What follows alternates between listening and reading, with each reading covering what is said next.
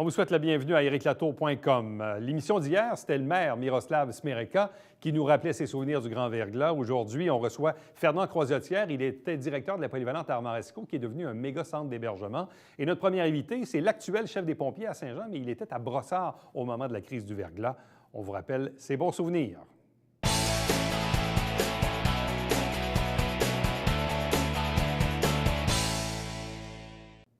Il est le nouveau titulaire, le nouveau directeur du service de sécurité incendie à Saint-Jean-sur-Richelieu. Il est aussi le responsable des mesures d'urgence. Vous savez qu'on est 20 ans après le verglas, mais il a aussi déjà vécu la crise du verglas alors qu'il était nouvellement chef des pompiers dans une autre municipalité, celle de Brossard, non loin d'ici. Notre invité aujourd'hui, Daniel Dubois, bonsoir et bienvenue. Ouais, merci. C'est sûr qu'à chaque tranche, à chaque 5, 10, 15, 20 ans, puis probablement qu'on fera le même exercice dans 5 ans pour les 25 ans, le verglas, évidemment, a marqué des communautés comme Saint-Jean, Saint-Hyacinthe, Green Bay et même Brossard, vous étiez pas tellement loin. Et ce qui est un peu particulier dans votre cas, c'est que vous veniez à peine d'être nommé directeur du service de sécurité incendie à Brossard. Vous n'aviez que 28 ans et votre entrée en poste, je crois, était prévue pour le 5 janvier. Et dans le fond, le jour 1 ou la veille du jour 1, vous êtes tombé avec une crise à gérer dans une municipalité quand même qui comptait plusieurs dizaines de milliers d'habitants. Oui, on était à 60 000. En fait, Éric, vous me permettrez de corriger, j'étais chef aux opérations. J'ai été nommé chef aux opérations. À ce moment-là, j'avais été nommé, le processus de cette sélection était à la fin de l'année 97, et j'entrais en fonction le 5 janvier. Donc, le 5 janvier 98, la veille du verglas, qui a commencé dans la nuit du 5 au 6. Donc, le temps de m'installer, installer mon bureau, prendre mes papiers, donner de la main à tout le monde, retourner chez nous pour après la première journée, et tout commençait. Et quand on est confronté à une crise comme celle-là, il faut exercer du leadership, il faut s'organiser, il y a de la logistique. Comme je le disais tantôt, vous n'aviez que 28 ans à l'époque. Comment on réussit à opérer dans les heures et les jours qui suivent? En fait, oui, 10 ans d'expérience, 28 ans, je n'étais pas supposé être le candidat retenu. On se dit les vraies choses. J'avais appliqué sur un poste qui était disponible. Il y avait des personnes très compétentes qui avaient appliqué, qui étaient à même l'interne, à qui je reconnaissais la compétence, qui étaient des collègues de travail. Ça a été un petit peu une surprise pour tout le monde que je sois sélectionné. J'en étais très fier, mais j'étais moi-même surpris. Bon. Alors, il était convenu avec la direction, mon directeur à ce moment-là, que je commençais de façon tranquille. Je m'installais tranquillement, je faisais ma place, etc. Arrive l'événement et c'est là un petit peu qu'on peut voir est-ce qu'on a la couenne pour le faire ou pas. Et là, je me suis dit non, là, il faut accélérer les choses. Je dois prendre le leadership en main. On me confie une équipe de travail, on me confie des cadres de travail, il y a des citoyens qui ont besoin d'aide. Donc, mets le pied à terre en commençant, premier cadre de travail et réunion d'équipe. Messieurs, mesdames, je suis le chef, il y a des lieutenants, il y a des capitaines, on a un travail à faire, on va l'aider, on va donner le service. Si on a des choses à régler après, on les réglera après. Donc, c'est de mettre le pied à terre en commençant et de faire ce qu'on sait faire, parce que ça fait quand même 10 ans qu'on le fait, puis on a appris. Et à quel type d'appel étiez-vous confronté? Parce que quand on est dans un état de crise, le premier réflexe des gens, c'est d'appeler les policiers, les pompiers, les ambulanciers, bref, selon la pertinence de l'appel. C'était quoi les appels auxquels vous étiez confrontés? Il y a une progression au courant des jours. Au début, beaucoup de systèmes d'alarme. Donc, il manque d'électricité, les systèmes d'alarme tombaient sur les batteries arrêtaient, les systèmes déclenchaient. Donc, aide aux citoyens, des fois des fuites d'eau, ça commençait à geler, tout ça. Plus on progressait dans le sinistre, plusieurs jours passaient, les premières semaines, et là, c'était des surchauffes de systèmes de chauffage de pointe. Donc, on surchauffait des foyers de maçonnerie. La maçonnerie n'était plus capable d'absorber la chaleur, donc devait dégager la chaleur, pas du côté de l'âtre, parce que c'est là qui était le feu, donc le dégageait du côté de la structure. Et là, on a commencé à avoir plusieurs incendies de structures de bâtiments derrière les foyers de maçonnerie, derrière les poêles à combustion lente.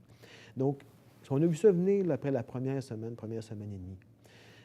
Et là, ça compliquait les choses, parce que c'est des interventions qui sont beaucoup plus longues.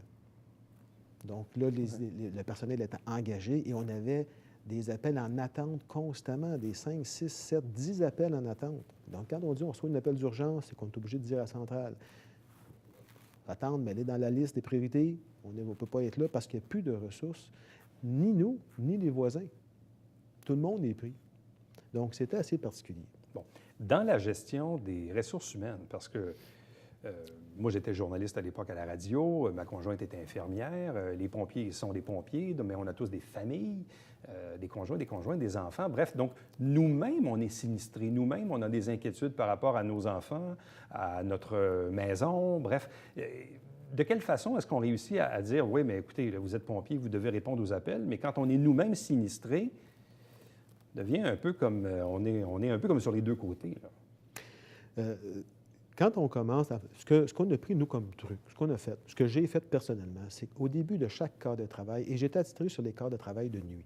Donc, du début, au niveau de l'Organisation municipale de sécurité civile à Brossard, on avait dit, on coupe ça en deux, un chiffre de nuit, un chiffre de jour. C'est comme ça qu'on avait fait. On était 2 chefs de nuit. Ce qu'on avait instauré, c'est qu'au début de chaque quart de travail, on réunit l'équipe. Et la première intervention que je faisais, parce que c'est moi qui prenais la parole à chaque fois, j'interrogeais, je demandais comment ça va chez vous. De s'intéresser à ces personnes-là, de dire, on est des collègues, on a un service à donner, mais avant tout, là, nous, on se sent comment là-dedans? Parce que moi-même, j'étais sinistré, moi-même, j'étais dans le problème. Et de s'assurer que tout le monde était à l'aise pour commencer son corps de travail, parce que tout le monde avait tout de même la tête reposée sur ce qui se passait chez eux. Et de faire ça, ça faisait du bien pour commencer le corps de travail, parce que je pense que les pompiers voyaient qu'on se préoccupait d'eux. Mais vous avez même vu, durant cette crise, certains de vos hommes, je ne dirais pas tomber au combat, mais disons pour qui la carrière s'est comme arrêtée complètement, là. Absolument, absolument. J'ai eu des collègues de travail, 2 plus particulièrement, là, où c'était trop. Ça a La été pression trop. était trop forte, c'était... La pression est trop forte. Le maintien dans le temps de cette pression-là, parce que c'est des personnes qui, au quotidien, géraient l'urgence dans la normalité de ce que peut être un service d'incendie, géraient l'urgence, une situation qui durait 1 heure, 3 heures, 4 heures, sans problème. Là, le fait que ça se maintienne pendant 1 journée, 2 jours, 4 jours, 5 jours, 1 semaine, craqué complètement. Et effectivement, des collègues, la carrière s'est terminée là, tout simplement. Puis, que des personnes que je vois encore, que je contacte, mais c'était trop. Vous avez travaillé donc à Brossard durant le verglas. Par la suite, vous avez travaillé comme directeur du service de sécurité incendie du côté de Saint-Hyacinthe, qui est l'une des villes également qui a été durement touchée. Là, aujourd'hui, vous dirigez le même service, mais du côté de Saint-Jean. Vous êtes responsable des mesures d'urgence. Quand on a vécu le verglas dans un poste de direction, dans le cas de Brossard, vous avez travaillé à Saint-Hyacinthe, vous êtes aujourd'hui à Saint-Jean. Quel est le regard que vous avez sur la préparation qu'on doit avoir pour gérer éventuellement une crise semblable, que ce soit le verglas, des inondations ou tout autre type de crise potentielle? En fait, ce que ça prend dans un premier temps, Éric, vous dites ça, puis là, je m'aperçois que je suis en train de faire les pointes du triangle. Ah oui, c'est à peu près ça, oui. C'est d'intéresser l'organisation municipale de sécurité civile, les collègues, d'intéresser avant qu'il se produise quelque chose. C'est certain que les incendies, la police, les ambulanciers, même si ce n'est pas des employés municipaux, vivent dans l'urgence quotidienne. Donc, ça fait partie du quotidien professionnel. Ce n'est pas le cas de tous nos collègues. Les travaux publics sont habitués là-dedans aussi. Ils vivent des interventions d'urgence dans leur domaine au quotidien pour la population. Ils sont là pour la population. Ce n'est pas le cas de certains autres collègues. Donc, c'est d'intéresser ces collègues-là à dire, s'il se passe un sinistre assez grand, assez gros, pour être nommé mesure d'urgence ou sinistre majeur, ça implique l'ensemble de l'Organisation municipale de sécurité civile, l'ensemble des directeurs de services qu'on appelle, dans le plan municipal de sécurité civile, des chefs de mission. Et tout le monde doit mettre l'épaule à la roue pour régler le problème parce que ce n'est pas une affaire exclusive des services d'urgence. Tout le monde. Et quand on réussit à créer cet intérêt-là, on vient de faire un pas dans la bonne direction et déjà, on peut penser à une belle résolution quand ça va se produire. Bon. Ici, le plan que nous avons à Saint-Jean-sur-Richelieu, est-ce qu'il est revu annuellement, aux 5 ans? Avez-vous des obligations à l'égard du ministère de la Sécurité publique de fournir ce plan-là? Bref, c'est quoi le modus operandi aujourd'hui, en 2018, pour un plan de mesure d'urgence pour une ville de près de 100 000 habitants? En fait, toutes les municipalités au Québec doivent posséder un plan municipal de sécurité civile. C'est une obligation légale d'une loi provinciale, à la base. On n'a pas l'obligation de fournir ce plan-là à une autorité quelconque. On a l'obligation de l'avoir et il doit contenir un minimum de critères. Saint-Jean on a revu en 2017, on a mis à jour le plan municipal de sécurité civile. On l'a mis au goût du jour. On l'a mis aux années 2017-2018. On l'a revu, on l'a informatisé, on l'a rendu plus adéquat, plus accessible, plus fonctionnel au profit des citoyens. 2017 a servi à ça pendant toute l'année. Maintenant, on en est à un moment où on va le présenter aux membres du Conseil et on va leur demander de l'adopter, le plan, de l'officialiser, ce plan-là. Quand ça va être fait, là, on va commencer à penser à des exercices de table qui vont avoir lieu en 2018 et éventuellement en 2019, une simulation avec un déploiement terrain. Ah oui, oui. Oui, absolument. Et c'est de la façon de faire vivre un plan municipal de sécurité civile. C'est pas juste les mises à jour, mais c'est de le rendre concret pour nos collègues, qui puissent l'essayer, qu'on puisse simuler des ouvertures de centres de coordination, de simuler des déploiements terrain et qui puissent un petit peu percevoir comment on va le vivre quand ça va se produire, parce que ça va se produire. On va l'ouvrir, ce centre-là, à un moment donné, parce que des sinistres majeurs, malheureusement, il y en a de plus en plus, puis on va en avoir. Bon. On est évidemment une région à risque d'inondation, quoique cette année, on a été épargné, mais évidemment, certains ont le souvenir de 2011. Le verglas a été un cas, évidemment, de 98. Bon, Hydro-Québec a sécuriser un peu ses opérations, mais il peut toujours avoir un risque d'avoir de panne d'assez longue durée. On a vécu d'ailleurs une vague de froid assez intense ces derniers jours. Donc, il y a toutes sortes de situations d'évacuation. Bref, il faut être préparé à ça. Donc, il existe, de ce que je comprends, comme on dit en anglais, une to-do list, c'est-à-dire que quand arrive l'événement, on sort le cartable et on descend la liste. En fait, c'est justement plus un cartable. C'est ça la beauté. Oui, c'est informatique, c'est ça. c'est plus ça pratique, la beauté. Ouais. En fait, il y a un to-do list, oui, ouais. qu'on appelle des PPI, des plans particuliers d'intervention. Donc, notre plan municipal de sécurité civile à Saint-Jean possède un canevas général qui explique c'est quoi l'organigramme de la sécurité civile à Saint-Jean, c'est quoi l'organisation municipale de sécurité civile, qui en fait partie, etc. Ça s'applique à toutes les formes de sinistres. Maintenant, quand on fait face à une situation, on a un petit point particulier, on a une petite identification particulière à chacun des sinistres qui peut se produire à Saint-Jean. On essaie de les identifier en fonction des aléas, des vulnérabilités. Et quand on clique, je vais appeler ça parce qu'on l'a informatisé, quand on clique sur ce sinistre-là, là, ça sort le plan particulier d'intervention en fonction du sinistre pour Saint-Jean. Qu'est-ce qu'il faut faire, dans quel ordre, jusqu'au rétablissement pour les citoyens. Bon. En terminant, le verglas, oui, c'est des souvenirs douloureux, mais c'est aussi parfois de bons souvenirs. Oui. Quel est le bon souvenir que vous gardez de cette période-là? Personnellement, je dois dire que, et c'est paradoxal, c'est que cet événement-là a tracé les 20 dernières années de ma carrière. Et le fait qu'il y a eu une si belle progression, j'en suis très fier, ce qui aurait dû... La crédibilité que j'aurais dû acquérir dans les 12 mois, 18 mois sur ma nomination, c'est fait en 2 semaines. Et ça a été une rampe de lancement pour moi. Donc, j'espère ne plus en vivre, mais je dois dire que ça m'a servi. Daniel Dubois, merci beaucoup. Merci beaucoup. Restez avec nous, puisqu'au retour, on reste un peu sur la même thématique. On va se reporter 20 ans auparavant, alors que la polyvalente Armaresco était un centre d'hébergement. Fernand Croisetière était directeur d'école à l'époque. On le reçoit après la pause.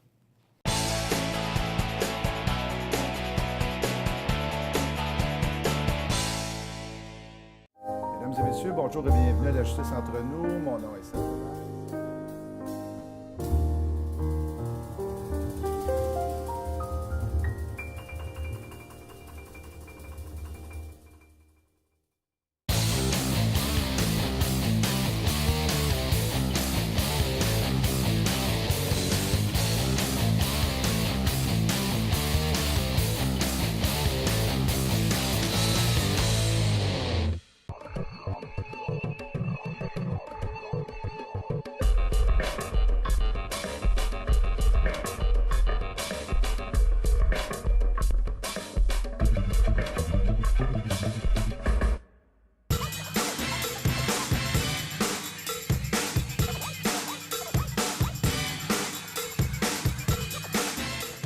Dimanche, 9h30, Télé Bingo, on vous attend.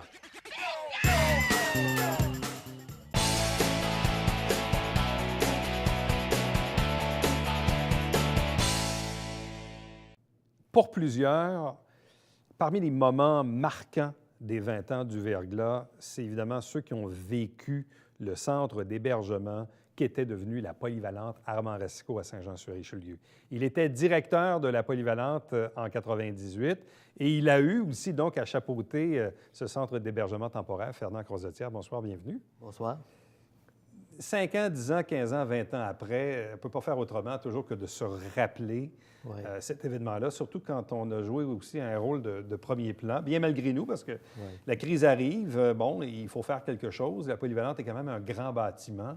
Et j'ai cru comprendre que rapidement, il a été identifié comme étant un bâtiment qui pouvait recevoir des gens. En fait, la polyvalente Racicot, c'est le navire amiral de la commission scolaire. On se rappelle, c'est le plus gros bâtiment. Mais la particularité de l'école, de la polyvalente, parce que c'est une polyvalente, on faisait la formation professionnelle et à l'intérieur, on avait le secteur santé. Alors, le secteur santé, lui, est important parce que, si on se rappelle, dans la crise du Verglas, l'hôpital du Haut-Richelieu avait ses problèmes et il y avait des problèmes aussi au niveau des CLSC. Et puis là, bien, nous, en ayant le secteur santé avec des locaux qui ressemblaient un peu comme à l'hôpital, bien, on a les gens du CLSC qui sont venus chez nous. Et en accueillant les clients, bien, on avait une espèce d'urgence qui était là chez nous, dans les locaux du secteur santé. Est-ce que rapidement, ça s'est mis en place? Est-ce que rapidement, le téléphone a sonné? Et là, on vous a dit, écoutez, bien, il faut qu'on profite des lieux pour...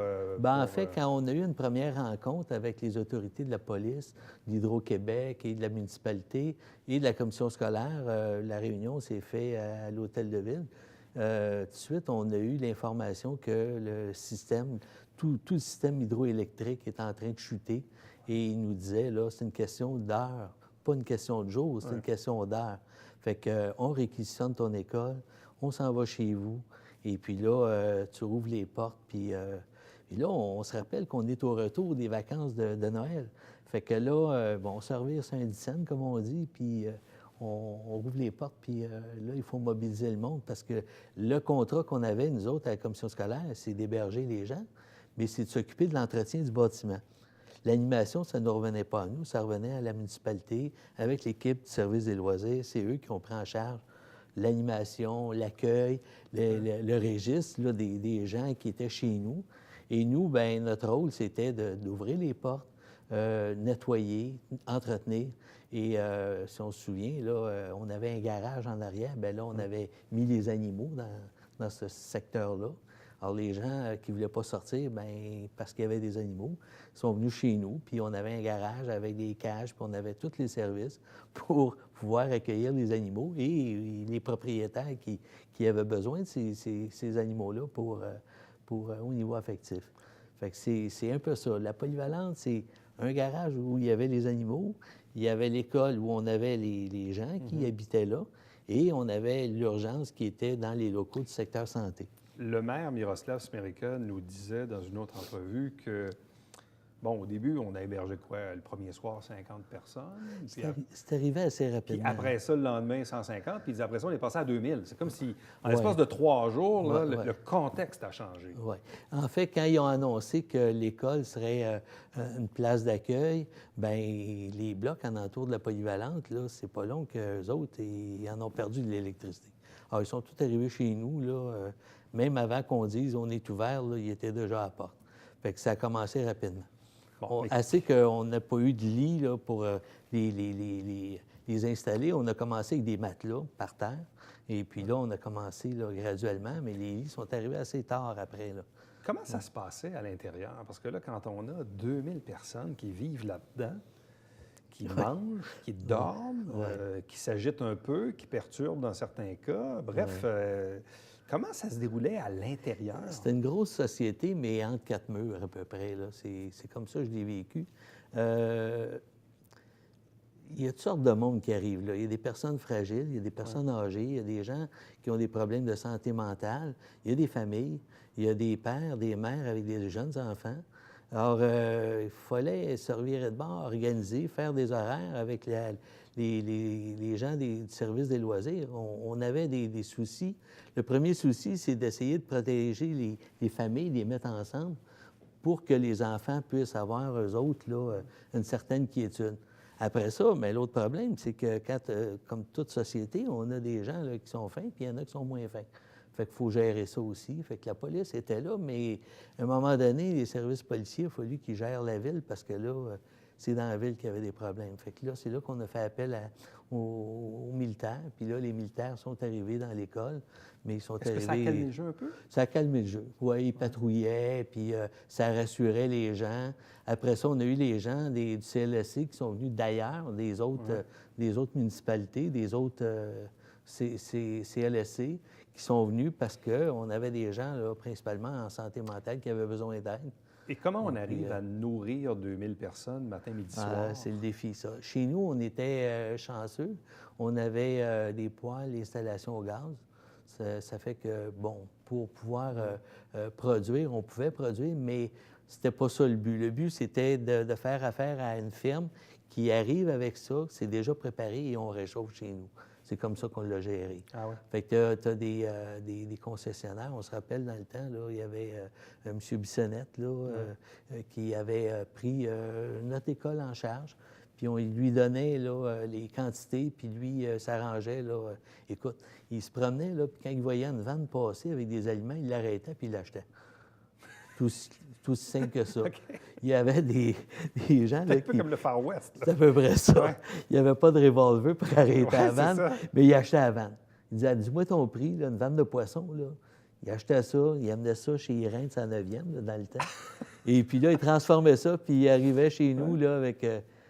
Fait qu'il y avait... Pour connaître le bonhomme, je pense qu'il pouvait être assez convaincant. Ah oui, Ouais, c'est ah ça. oui, ah oui. Ça s'est fait comme ça. Puis après ça, ben la facturation, ça s'est fait en ville, puis c'est eux autres qui ont Au niveau géré. des services d'hygiène, parce que là, il y a 2000 personnes qui doivent à un certain moment prendre leur douche. Là. Ça s'est géré comment dans les installations En fait, physiques de la polyvalente? il y avait plusieurs cas de figure. Bon, tantôt, on parlait, là, tu as eu l'influenza. Nous, on avait aussi des cas d'influenza. Donc, on a divisé les cas en secteurs. Puis là, ceux qui avaient des problèmes de santé, là, il y avait des familles qui arrivaient, là, vraiment des cellules. Là, Fait que là, on a identifié des locaux, puis on les a installés là-dedans. Les gens de CLSC, bien, ils n'avaient pas à courir, ils savaient où ils étaient, puis on avait circonscrit l'école là, avec des zones là, comme ça. Au niveau de l'hygiène, mon premier défi, c'est d'avoir des employés qui puissent ramasser, vider les poubelles, nettoyer au fur et à mesure. Et il faut se rappeler aussi que nos gens, ils vivaient le verglas aussi. Fait que là, c'était de les convaincre à être chez nous. Puis il y en a, bien, qui sont venus héberger chez nous. Ils sont venus s'héberger chez nous parce qu'il n'y avait pas d'électricité chez eux, c'était pas viable. Donc, fait qu'ils je sont vais arrivés travailler- chez nous. Je vais travailler, mais en contrepartie, je vais Voilà, profiter on du gîte, t'héberge. là. Fait qu'on a fait, on avait des locaux pour le personnel qui faisait Donc, il y l'entretien avait du chez monde nous. partout dans Polyvalente. Ah oui, il y en avait partout. Les salles de classe, puis tout le kit. Oui, là. oui. Sauf les locaux, là, comme la formation professionnelle, les cours d'esthétique, coiffeur, on n'a pas embarqué les gens là-dedans. Là, il y a du matériel, là, puis c'était pas... puis, La Polyvalente avait déjà sa propre génératrice. elle avait une génératrice qui était là et qui a sauté.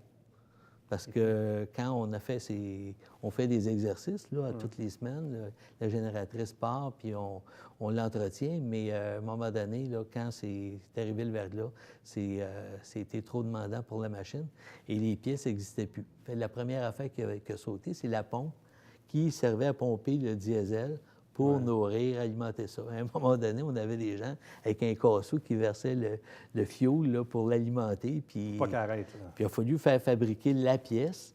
Puis on a ouais, essayé ouais, d'avoir une génératrice là, qui était externe. Là. On s'en est fait voler une, En plus. en plus. Fait que là, la deuxième, ça a pris une autre semaine avant qu'on l'ait. Puis là, mais quand on en a eu une, là, une vraie, là, c'était quasiment Et un tout, train. et Là. tout ça a duré quoi, un mois? Ça a duré un mois, oui. Ouais. Bien, je dirais, là, 27, 28 Ouais, jours. fort, hein? Puis après ça, il fallait nettoyer l'école. Parce qu'elle était contaminée, là, les gens.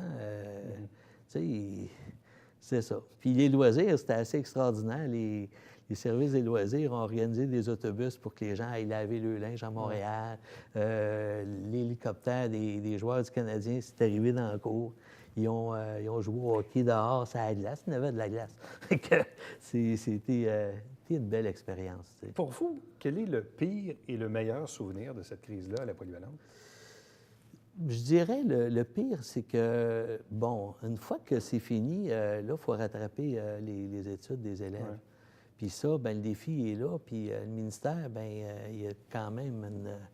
Et là, il fallait se relever les manches, puis là, il fallait faire du L'après-crise, rattrapage. ouais. Ça, c'est le côté directeur avec son équipe, là, qui a dû, bon, se revirer de bord, puis ramasser ça. Le reste, c'était, moi, je dirais, une belle expérience parce que la ville, on se côtoie, mais on ne travaille jamais ensemble. Puis là, bien, on était vraiment ensemble. Les gens de la bibliothèque, de la municipalité, là, ils étaient chez nous, les gens des services des loisirs. Monsieur le maire dormait sur le bord de la piscine de l'autre bord. Les conseillers venaient à tour de rôle. Dans le temps, M. Paquin, Roger Paquin, qui était député, lui aussi, il venait. Bon, vous avez besoin des cellulaires, voilà le mien, puis mon auto est là. Puis j'ai vu une belle fraternité, là, d'entraide, là. J'en ai le frisson. J'en parle aujourd'hui, puis tout le monde était là, me disait « Hey, il te manque quoi, là? On va aller te le donner. » Et ça, ça ne s'oublie pas. Moi, j'ai vécu aux Jeux olympiques en 1976. Là, on servait 16 000 déjeuners. Puis ça, c'était une expérience. Mais le verglas, là, 2000 personnes le matin, le midi, le soir. On mettait une boîte de biscuits, on se revirait à la tête. Si on ne surveillait pas, elle partait à la boîte. Fait qu'il fallait gérer ça aussi, là. C'était le fun. Fernand Croisetière, merci beaucoup. Ça fait plaisir. Reste avec nous. Au retour, la conclusion. Merci.